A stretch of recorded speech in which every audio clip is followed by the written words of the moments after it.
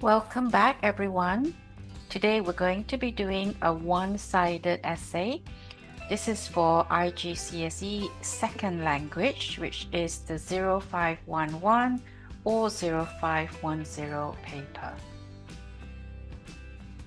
Now, previously, I have already made a video on how to write an essay. This is a double-sided essay where you provide the pros and cons, you give the advantages or disadvantages of a particular argument. But today we're just going to focus on one side because a particular viewer has requested for such a video. This is from Cambridge, and this is the recommended organization.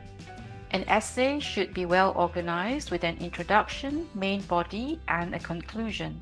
It should include well-developed ideas. We will be talking about this more later. You should use linking words or phrases which suit a more formal style of writing. For example, furthermore, however, in conclusion, etc. to link ideas in sentences and paragraphs, but don't overuse them. One way to structure your essay is to have a balanced argument, which is what I did in my previous essay, focusing on one side of the argument and then on the other side of the argument. So the structure was like this. In the introduction, we briefly outline the argument that the essay will discuss. Engage the reader to make them interested in a topic. For example, ask a rhetorical question to make a point and create a stronger effect. The next paragraph, you would present one side of the argument and support your ideas with examples and/or reasons. In the third paragraph, present the other side of the argument, support your ideas with examples and/or reasons. In the last paragraph, you would provide the conclusion. This should briefly summarize what you have said and what you think about the argument. You can link your conclusion back to the beginning and/or encourage the reader to decide what they think about the same viewpoint. I've already done this in the previous video, and in this video, we are going to be doing this. Alternatively, an essay can be one-sided. You present one side of the argument supported with examples and/or reasons.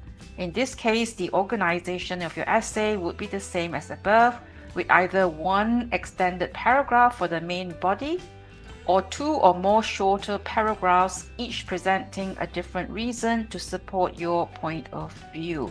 We will be doing two or more shorter paragraphs and precisely 3 of them. Now, before we begin, I need to highlight a few things, and I'm going to talk about the yellow part first, and the others I will talk about them later.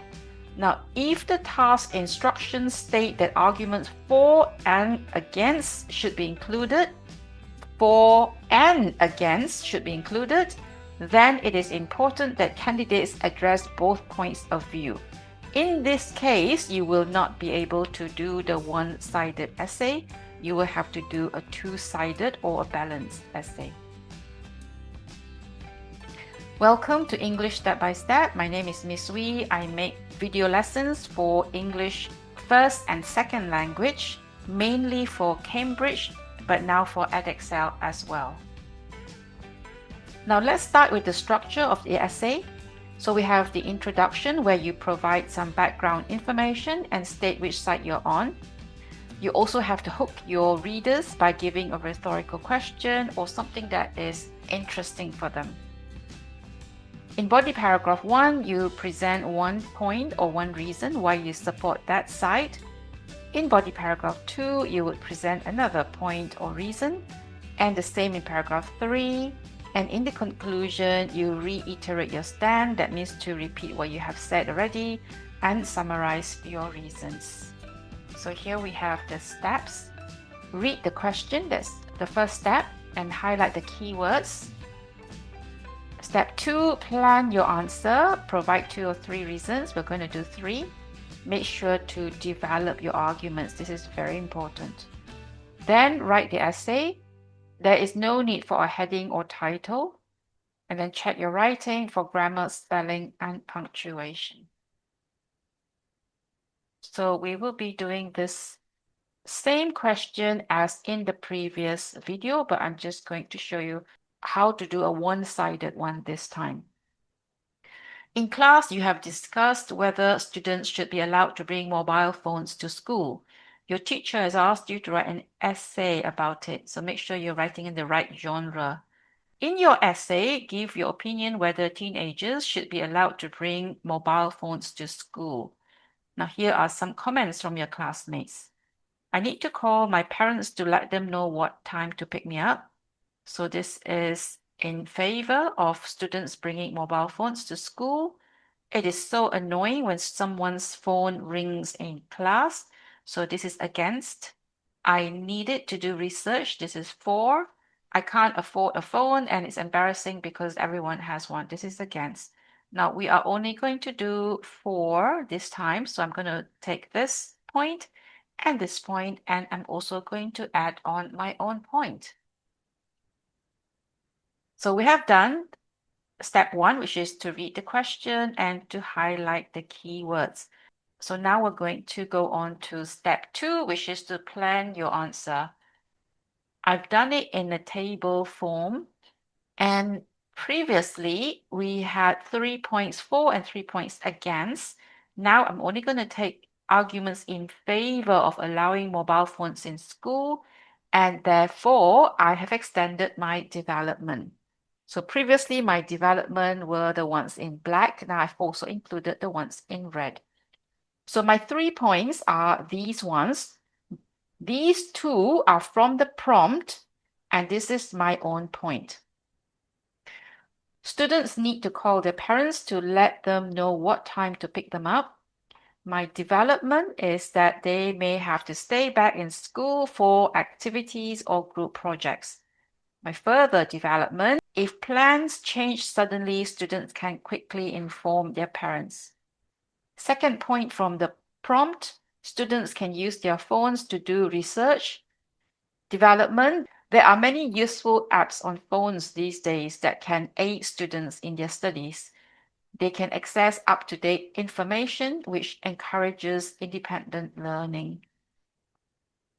It is safer to have a phone around in case of emergencies. That's my own point. And my development, students can call emergency services immediately. GPS features allow parents to locate their children if necessary. So I've done step 1 and step 2, and now I'm going to write the essay. So here we have the essay. I'm going to read it to you. Nowadays, most schools do not allow mobile phones on campus. But what if the very tool schools ban could actually make students smarter and safer? This is the introduction, and it has a rhetorical question. So I have 3 paragraphs with 3 separate points. To begin with, students often need to contact their parents to inform them of pickup arrangements. They may have to stay back in school for activities or group projects. If plans change unexpectedly, students can quickly update their parents, avoiding confusion and unnecessary waiting. So I've added some more development. Moreover, this is a linking word, mobile phones can be valuable tools for research. There are many useful applications available that can support students in their studies. They provide access to up-to-date information, which promotes independent learning and deeper understanding. Finally, it is safer for students to have phones in case of emergencies. They are able to contact emergency services immediately if necessary. In addition, GPS features allows parents to locate their children, providing reassurance and enhancing overall safety. So now we have the conclusion. In conclusion, students should be allowed to bring mobile phones to school. As technology plays an increasingly important role in our lives, its responsible use should be encouraged rather than restricted. So we have done step 3. Now we're going to do step 4, which is checking. So let's have a look. So we have an introduction and a conclusion. We have separate paragraphs for the 3 different reasons. I've included my own point. So 2 points from the prompt, and the third one is my own. I have made sure that I have developed the points. Every single point has a development. I have used the linking words, they are in purple, but not too many. I've also used some less common vocabulary that are underlined. Now let's look at some common mistakes that students make. The first thing mentioned by the examiner is to focus on the argument described, which is to answer the question basically. In yellow, I've already talked about it. If the task instructions state that arguments for and against should be included, then please do so and not do a one-sided essay. Okay, so don't include too many different ideas, especially if you're not going to develop them well. It is better to include fewer ideas and develop 1 or 2 in greater depth. And please include some of your own ideas, which I did. The third idea is my own. Avoid overlong introductions and conclusions. You can see that my introduction and conclusion was very concise, very short, and to the point. Make sure that your conclusion lets the reader know your overall opinion, which side you're on. So you have to use linking words, but please don't overuse them. Don't use them for every sentence. You can use other ways to connect using relative clauses, exemplification, pronouns, punctuation, synonyms, etc. So essays are formal or semi-formal, which is different from exercise 5, which is informal. So avoid colloquial or chatty language. So chatty means conversational. So avoid using slangs and contractions. We are going to use the 2 reasons given in the prompt, but please don't copy the wording. You should use your own words. So you can either use different structures or different vocabulary. So final reminder, make sure that you answer the question. So that's why it's important to highlight the keywords. Remember to develop the points that you use from the prompt. Don't just mention the point and then move on to the next one. Add your own point or points. Don't just use the points provided in the prompt. For an essay, you do not need a heading or title. Use a formal register, so no contractions, no slangs. And finally, remember to check your work. Essays are quite similar to articles, but they are different in this aspect. So the purpose of an article is to inform and persuade, but the purpose of an essay is to explore a specific idea or argument. The audience for an article is usually, for the second language exam, it's usually schoolmates. But for an essay, you will see that the prompt usually mentions that you're writing for your teacher. So an article has a heading, but an essay does not have one.